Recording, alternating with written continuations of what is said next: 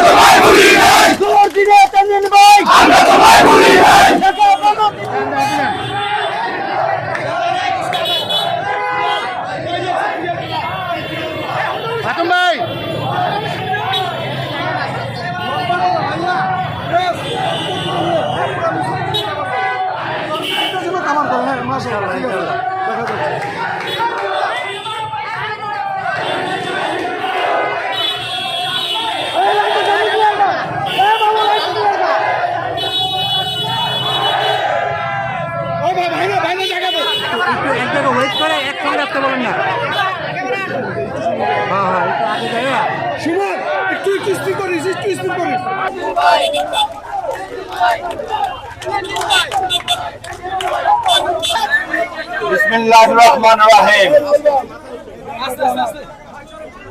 বাংলাদেশ জাতীয়তাবাদী দলের বিএনপির ভারপ্রাপ্ত চেয়ারম্যানের জনাব তারেক রহমানের নির্দেশনায় ৩১ দফা রাষ্ট্র কাঠামো মেরামতের যে কর্মসূচি অব্যাহত আছে, আজকের এই কর্মসূচি আমরা মিরপুর ১০ নম্বর থেকে শুরু করে ইব্রাহিমপুর, নৌপটার, কচুক্ষেতে এসে আমরা শেষ করেছি।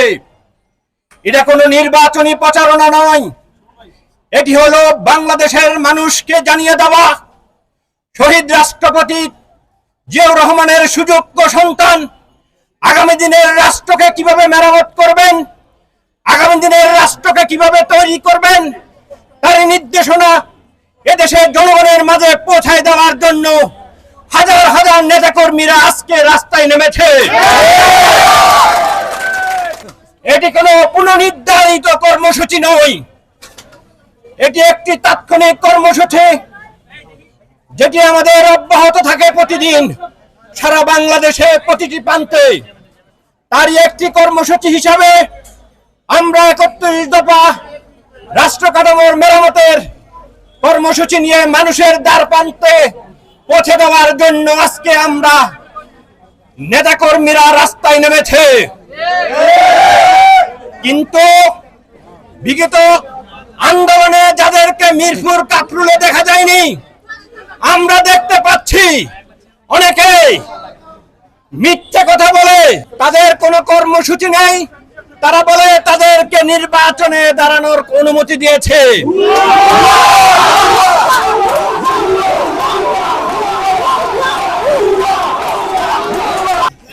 সমাজে বিভ্রান্ত ছড়াচ্ছে, আমরা জাতীয়তাবাদী দলের পরিবাররা তাদেরকে নস্যাৎ করে দেব।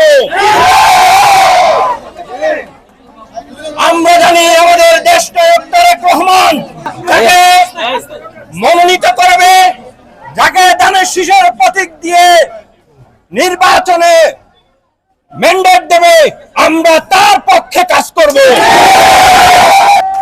আমরাও দেখেছি তারা দুর্বৃত্ত আওয়ামী সরকারের বিভিন্ন ফ্যাসিস্ট সরকারের বিভিন্ন সন্ত্রাসীরা তাদের সাথে আছে।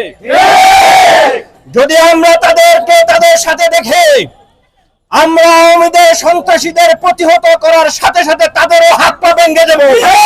আমরা আমাদের নেতৃবৃন্দুকে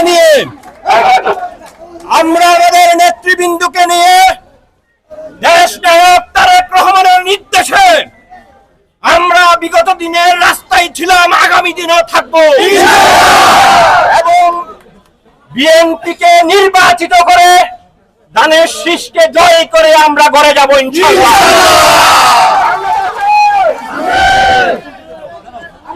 আপনারা অনেক কষ্ট করেছেন, আগামীতে আরো যখন কর্মসূচি হবে সবাইকে ঐক্যবদ্ধ করে আমরা রাস্তায় নামবো।